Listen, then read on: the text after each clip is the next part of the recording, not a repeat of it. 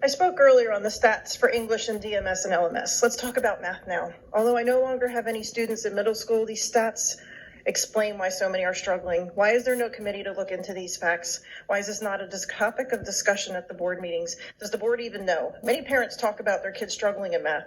Many are hiring tutors. And yet DASD just raised our taxes when parents are already paying to supplement the subpar education. So what are the stats for math? First, in case you're wondering, just like ELA, there's very little difference between the schools for math as well.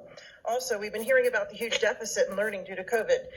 Stats don't support that. I believe COVID is being used to cover up the poor scores that were already there. So let's dive into them. On the state assessments, which I believe refers to the PSSAs, DMS had 47.6% proficient or advanced in math in 19 to 20, and 42.4% the following year. That means more than half of all middle school students don't even meet the proficient benchmark for math.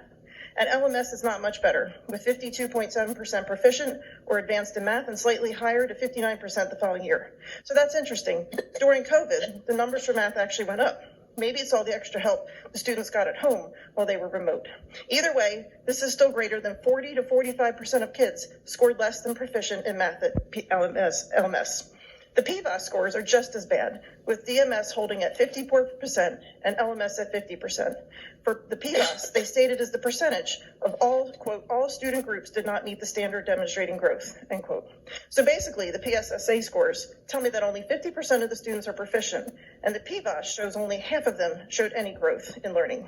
And are you all okay with that? Is the board okay with it? Is the superintendent okay with only 50%?